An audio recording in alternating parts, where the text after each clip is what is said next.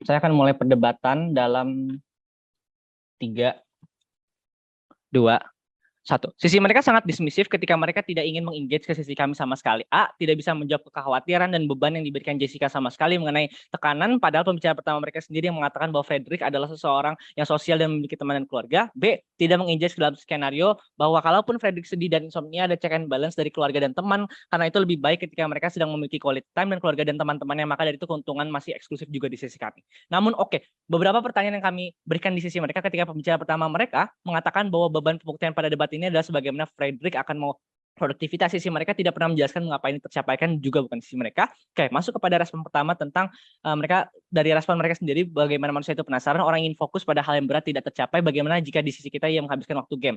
Pertama, A, ini aneh karena siapa juga yang cita-citanya untuk main game. Kalaupun ada dan misalnya Frederick mau, dia bisa saja jadi gamers juga, bukan? Kalau misalnya memang itu jalannya, ya sudah, itu biarkan dia lakukan saja. Dia jadi malah bisa fokus untuk misalnya ikut-ikuti kompetisi game-game profesional dan meniti karirnya. B, kalaupun hanya untuk senang-senang dan sebagainya, ini juga pasti akan berubah dalam waktu dekat karena dia pasti akan mengerti karena misal dibantu keluarganya atau bapak ayahnya yang sudah pernah mengalaminya, atau misal orang lain yang lebih profesional sudah mengalami untuk mengingatkan dia. Mereka juga merespon di bagaimana sisi kita akan ada tendensi untuk berleha-leha, kalaupun ada persiapan dia akan berusaha menolak kesedihan dan dipenuhi oleh hal positif. A, ini tidak benar, Anda tahu kapan Anda mati, jadi Anda tidak mau mati tanpa Anda tidak melakukan meaning apa-apa dalam hidup Anda. B, kalaupun benar, berleha-leha juga akan lebih baik di sisi kami, karena berleha-lehanya itu menghabiskan waktu bisa bersama keluarganya, main bersama teman-teman, dan lain sebagainya. Hal ini tidak akan ada di sisi mereka, karena kalaupun Frederick tidak santai-santai, yang akan terjadi adalah Frederick akan menjadi budak korporat yang setiap hari harus bekerja. Di sisi kami, ketika misalnya dia berleha-leha, dia akan terus mengingat kalau misalnya momen-momen ini, karena dia tahu akan lebih terbayang kalau misalnya ini momen-momen spesial, karena dia tahu kapan dia mati. Jadi ini merupakan hal yang sangat bagus.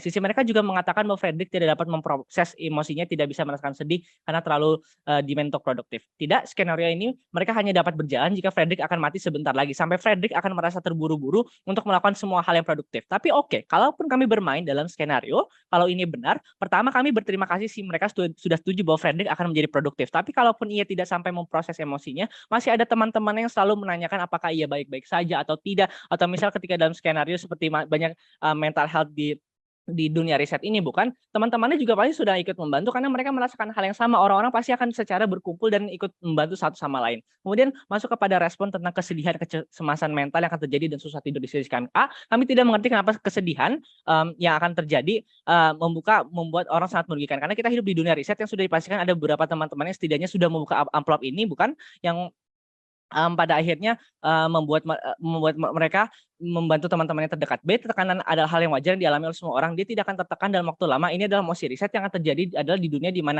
amplop ini dibuka, sudah dipastikan ada banyak komunitas di sosmed seperti Discord dan sebagainya yang fungsinya untuk mengumpulkan orang-orang di umur remaja dan sebagainya, bagaimana cara menghadapi tekanan mental ini, atau sudah dipastikan ada program pemerintah, pasti sudah ada yang menangkal masalah ini di dunia ini, karena sudah dipastikan ini merupakan masalah yang dialami oleh mayoritas masyarakat. Jadi dipastikan interest pemerintah sudah dipastikan untuk memberikan layanan kepada misal ke psikiater jadi lebih mudah, atau misal lebih murah misalnya. Ini akan buruk di sisi pemerintah karena mereka akan merasa aneh ketika misal banyak orang yang sudah mulai menuju tujuh hidupnya, kemudian dia mulai ke psikiater dan dia mulai berubah dan hidupnya sudah menjadi jelas, tapi Frederick sampai sekarang pun juga masih tidak mengerti apa yang dia mau dan sebagainya. Ia hanya akan hidup sebagai manusia normal saja. C, manusia hidup karena ada suatu tujuan, bukan, tekanan itu sudah dipastikan ada dan ini adalah hal yang normal. Di sisi kita, Pak, Frederick akan lebih mature atau dewasa lebih cepat dibandingkan orang-orang yang tidak membuka amplop ini. Ini adalah benefit. Dia akan terbiasa dalam menghadapi masalah-masalah di depannya karena mental dia sudah siap. Ketika misal dia gagal mendapatkan pekerjaan atau cita-cita yang ia inginkan, dia sudah terbiasa dengan tekanan. Dia bisa langsung fokus dan mencari pekerjaan lain. Dia akan terus belajar lagi. Komparasi di sisi pemerintah, Frederick tidak akan terbiasa dengan tekanan. Padahal di dunia riset ini, ketika misal orang-orang bergerak lebih cepat karena misal orang-orang lebih jadi lebih ambisius karena banyak orang yang sudah membuka dan banyak orang yang sudah meniti karirnya dari usia muda, dari usia 17 tahun. Maka pada akhirnya di sisi mereka akan orang-orang bakal tidak lebih siap ketika menghadapi orang-orang yang lain yang ambisius dan ketika ia down. Masuk ke engagement kepada dua skenario yang diberikan sisi pemerintah kepada sisi kami. Mari kita analisis di kondisi terburuk ketika waktunya sedikit dan sulit mengontrol perasaannya. Bagaimana cita-cita sulit dicapai yang pembicara pertama mereka berikan. Ini tidak benar dan tidak eksklusif. Frederick akan menjadi rasional ketika ditampar langsung dengan realita bahwa dia tahu mati kapan. Justru karena cita-cita sulit, dia pasti akan berusaha mati-matian untuk mencapai hal tersebut. Kalaupun gagal, tapi setidaknya dia tidak akan mati dengan rasa penasaran karena sudah berusaha. Fakta bahwa dia sudah pasti akan menyusun strategi untuk mencapai apapun itu, yang baik ataupun buruk, dia pasti akan berusaha. Komparasi di sisi mereka bahkan tidak pernah menjelaskan bagaimana cita-cita tersebut bakal tercapai, bukan? Kalau cita-cita ini susah dan kalian santai-santai saja, bagaimana kebahagiaan itu akan tercapai? Mereka bahkan tidak pernah menjawab beban yang mereka lempar. Ketika mereka berkatakan, oh iya kan terlalu bekerja keras ini dia akan berakhir kesakitan. Ya pada akhirnya kan ada check and balance satu, kedua pada akhirnya bekerja keras pasti akan dirasakan semua orang yang sudah umur di kehidupan. Ketika dia dari umur 17 tahun sudah mulai meniti dan sebagainya, dia akan mulai terbiasa ketika masuk ke dunia sebenarnya. Di sisi mereka kalau mencapai kegagalan akan sangat pahit karena dia justru akan merasakan down yang sangat berat.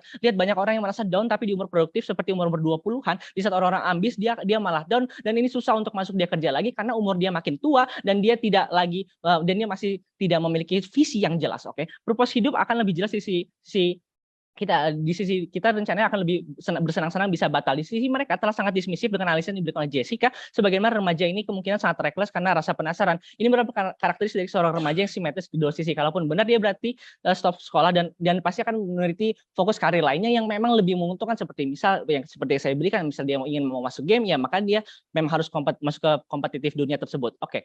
Masuk kepada ekstensi bagaimana mitigasi penyesalan akan eksklusif di sisi kita. Sadari bahwa Frederick tidak akan menyangkut di masa remaja saja, pasti ada waktu di mana dia akan lebih dewasa dan di umur 30-an menjadi manusia yang mature atau dewasa. Hal paling mengerikan di hidup manusia adalah penyesalan karena Anda tidak dapat memutar waktu, ditambah lagi dunia riset yang kita biarkan sudah dipastikan banyak sekali orang menjadi ambis setelah membuka ini, sudah dipastikan orang akan di dunia kerja akan sangat sikut-sikutan. Di sisi kita akan lebih baik karena hanya di sisi kita dapat memenuhi bucket list cita-cita jadi manusia. Seperti contoh misal kita mau haji ketika besar sejak kecil kita sejak kecil ingin kuliah di UI atau ITB, tapi lihat bahwa manusia sering menunda-nunda. Manusia itu hidup seringkali dengan memberikan reward kepada diri sendiri. Padahal hal tersebut menghambat cita-cita mereka. Lihat misal ketika seharusnya menabung kita 1.000 bisa sekali untuk misal kita haji atau kita misalnya sebenarnya ingin masuk ke dalam PTN, tapi di umur 17 tahun kita malah leha-leha setiap kali kita melewati PTS atau PAT karena kita capek.